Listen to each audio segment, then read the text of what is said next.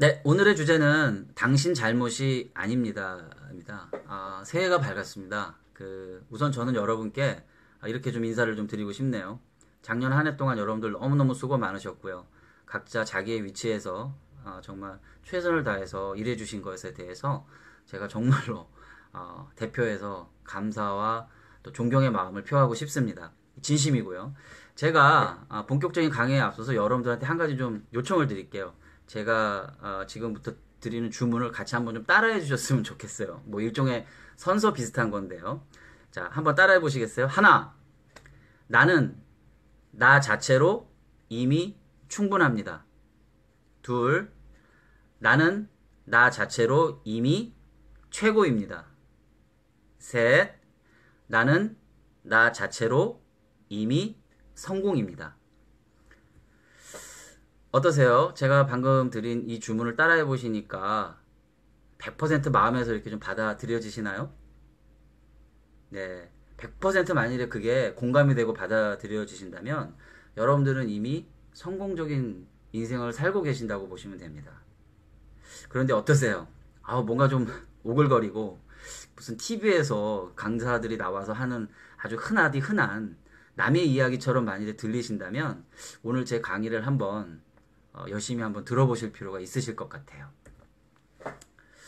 제가 오늘 특강 주제를 당신의 잘못이 아닙니다라고 정한 이유가 좀 있는데요. 혹시 여러분들 중에 그 자신의 문제로 뭔가 소소하든 크든 자책을 하고 계시는 분들 혹시 있으세요?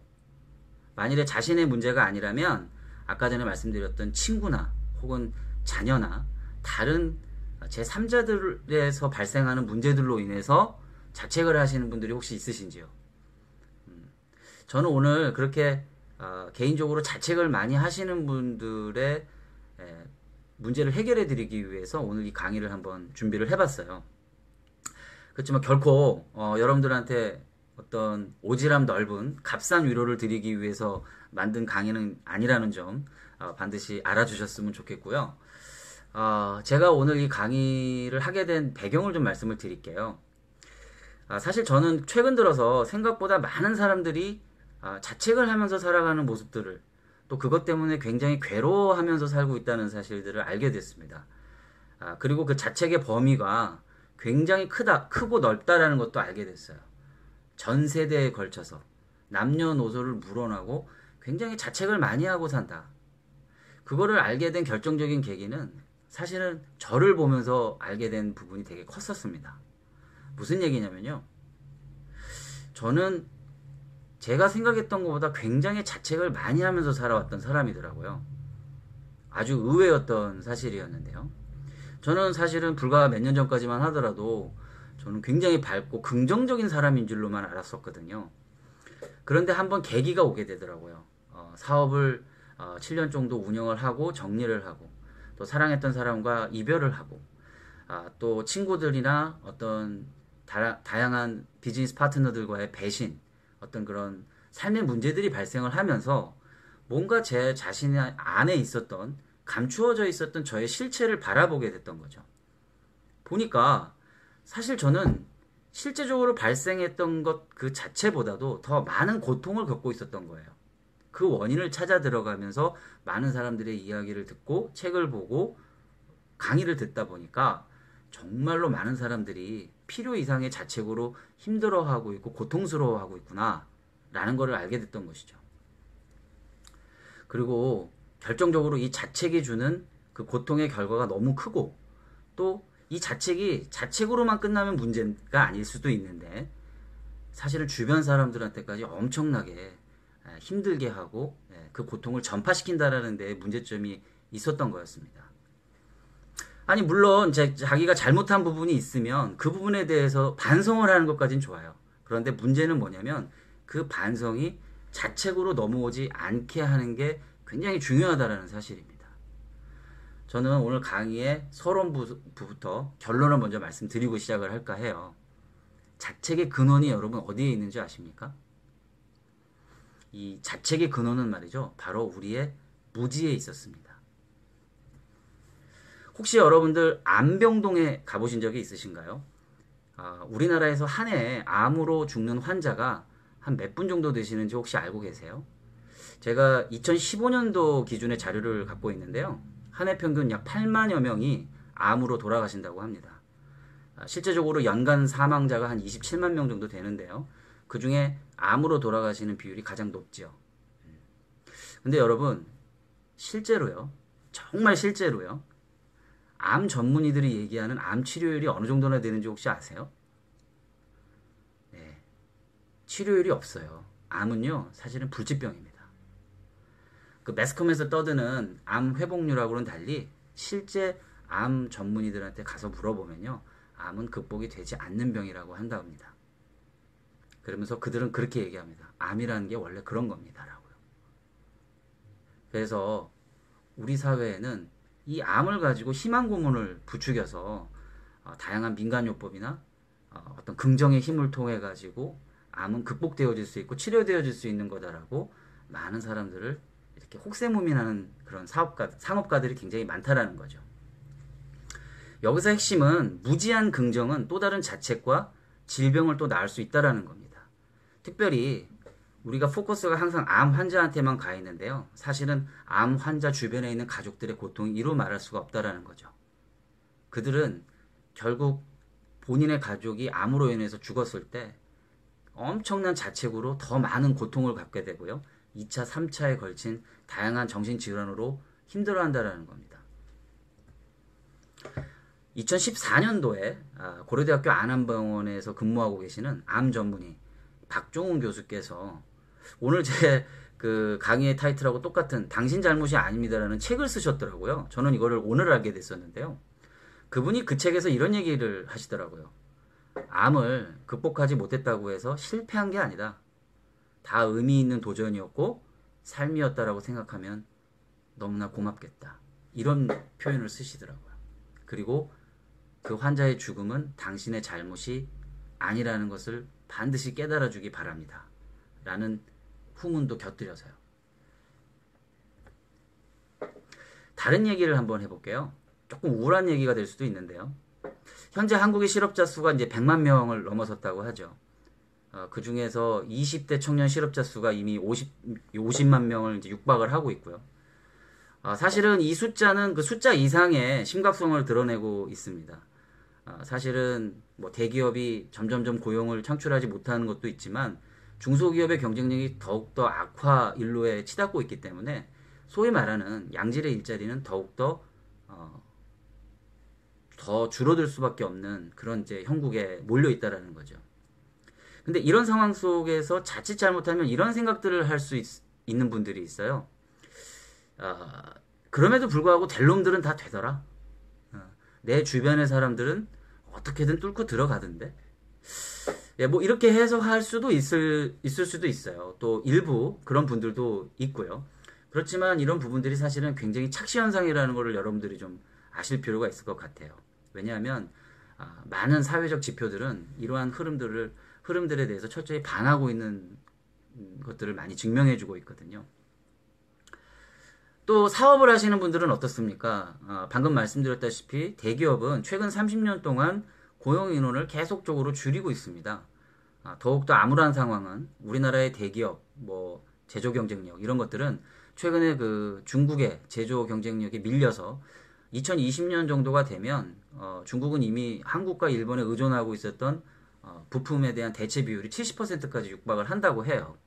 그 이야기는 매년 저희 나라의 GDP가 상당 부분 격감할 수밖에 없는 그런 상황에 놓여져 있다는 거거든요. 또 이럴 때 이런 생각을 하시는 분들이 종종 있습니다. 사실은 저도 그런 생각을 해본 적이 있었는데요.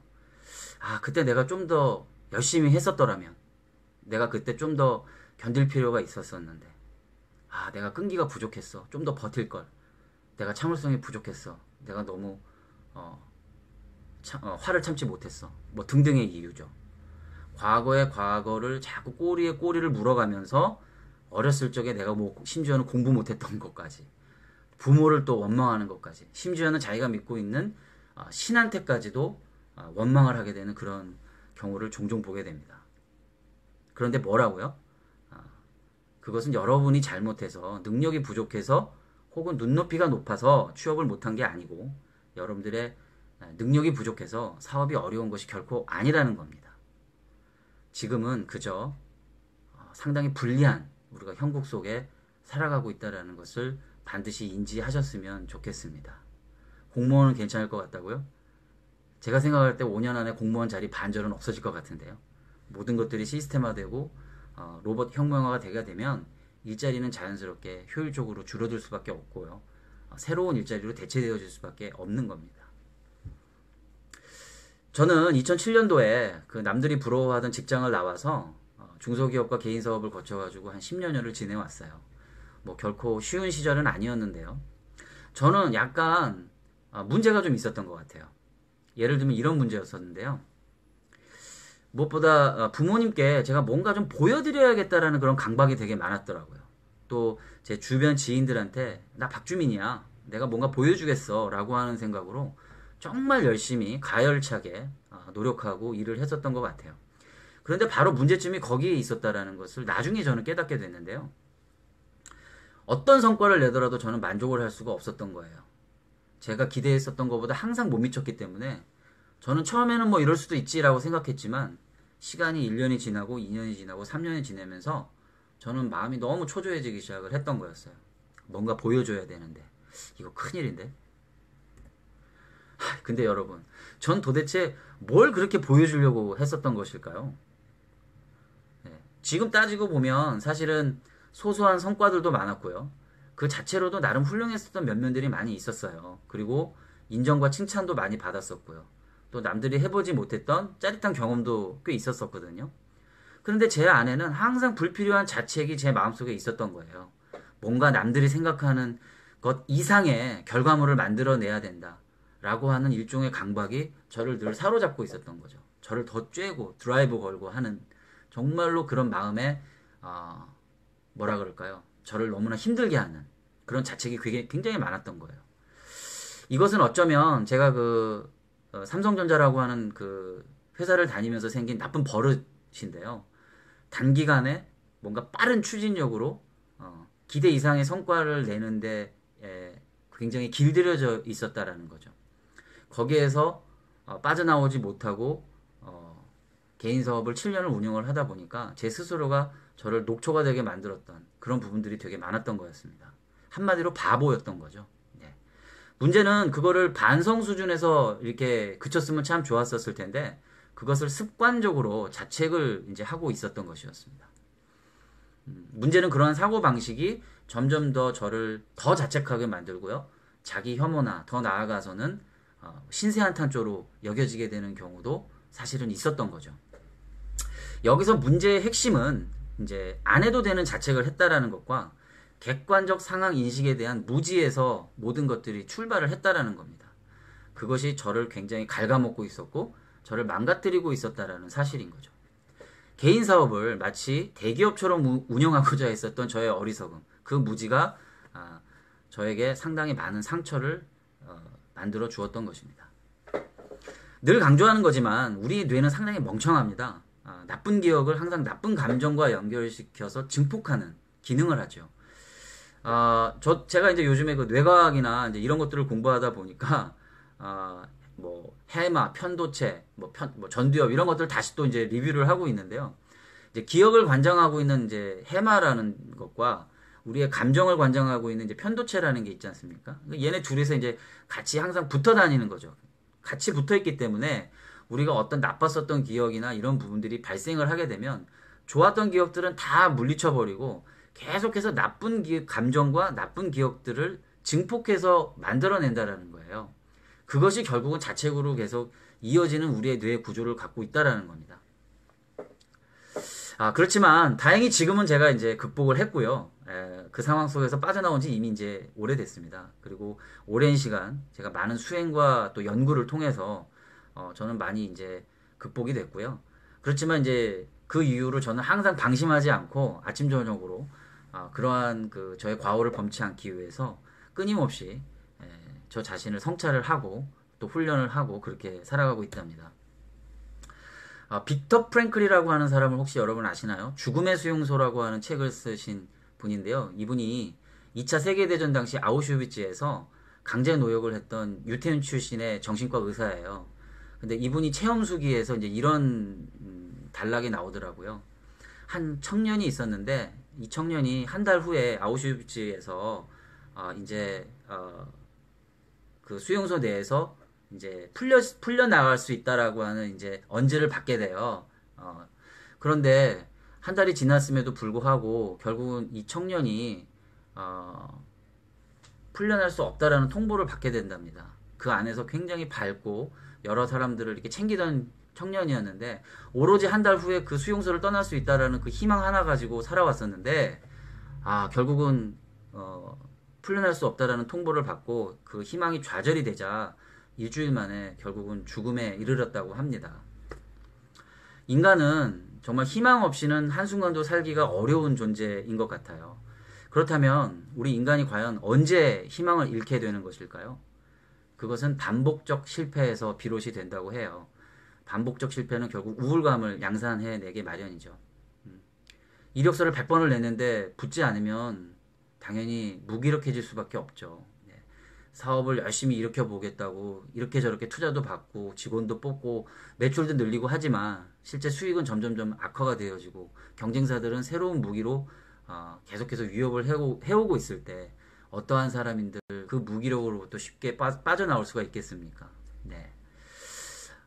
이를 극복하는 방법은 사실은 이 시간에 나눌 수는 없지만 크게 보면 통제가 가능한 경우와 통제가 불가능한 경우로 이렇게 두 가지로 나눌 수가 있을 것 같아요. 첫 번째 통제가 가능한 경우는 일상에서 자기만의 작은 목표를 좀 세워보는 겁니다. 그래서 작은 성취감과 기쁨을 좀 자주자주 만끽해 보는 거죠. 뭐 예를 들어서 뭐 운동 횟수를 늘려간다든지 뭐 글쓰기를 통해 가지고 뭔가 하나의 완성본을 만든다든지 하루하루 블로깅을 통해 가지고 자기가 목표로 했었던 작은 목표들을 성취하는 것들을 경험해 보는 겁니다. 두 번째는 통제 불가능한 요소인데 그럴 경우에는 뭐 능사가 없습니다. 전문가의 도움을 좀 받으셔야 됩니다. 코치라든지 저 같은 마이클 박 코치라든지 아니면 뭐 의사라든지 아니면 전문 컨설턴트들을 통해서 필요하다면 그 사업을 철수하는 것도 고려를 할 필요가 있다라는 거죠. 네, 이제 한 편의 영화를 이제 소개하면서 이제 오늘의 강의를 좀 마무리하고자 합니다. 제가 연휴 기간 동안 과거에 개봉했던 좋은 영화들 중에서 몇 편을 좀 찾아서 골라봤는데요. 그 중에서 이제 97년도인가에 나왔던 굿 윌 헌팅이라는 영화를 봤어요. 그 영화를 보면서 다시 한번 좀 마음이 뭉클했었는데요. 제가 좋아하는 이제 맷 데이먼과 로빈 윌리엄스가 나와서 훨씬 더 너무 좋았어요. 뭐 내용은 간단하게 얘기하면 이렇습니다. 이제 어린 시절에 가혹한 그 학대 환경에서 자랐던 그래서 사랑할 줄도 모르고 사랑받는 것도 굉장히 어색해했던 불우한 청년 윌이 나오죠. 맷 데이먼이죠. 그리고 과거의 아내를 죽음으로 떠나보내고 아픔을 간직하고 있는 심리학 교수 션, 로빈 윌리엄스가 나옵니다. 그 둘의 이제 그 상담 치료 과정을 이렇게 그려주는 영화인데요. 영화 내내 이제 그 서로 간에 팽팽한 긴장감이 유지가 되죠. 왜냐하면 윌은 그 마음의 상처 때문에 항상 반항아적이고 반사회적인 행동을 일삼거든요. 그리고 그를 치유하고 회복시키고자 쇼는 인내를 가지고 윌한테 다가가기 시작을 합니다.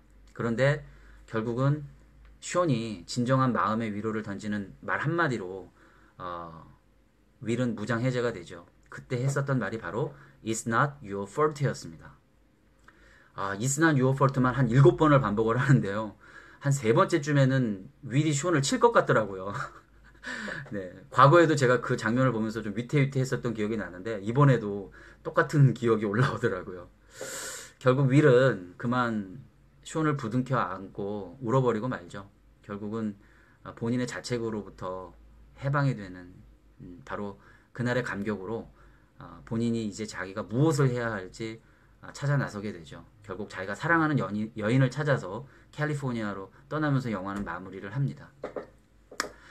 혹시 이 강의를 듣게 되시는 분들 중에서 난 지금까지 뭐 대충 살았는데 뭐 난 최선하고는 거리가 멀었어. 그리고 내가 진짜 잘못을 했는데 뭐 내가 자책도 할 수 있는 거지 뭐 그렇게 생각하시는 분이 있다면 멈추시기 바랍니다. 그저 반성만 하세요.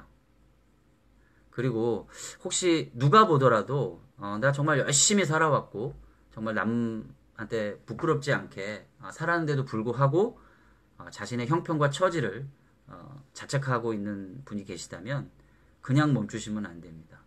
당장 멈추시기 바랍니다. 그것은 여러분들의 잘못이 아니기 때문입니다. 사실 모든 인생에 실패는 없다라고 해요. 인생에는 오직 배우고 성장하고 어제보다 더 나은 자기 자신만 있을 뿐입니다. 이것으로써 오늘 제 강의를 마치도록 하겠습니다. 감사합니다.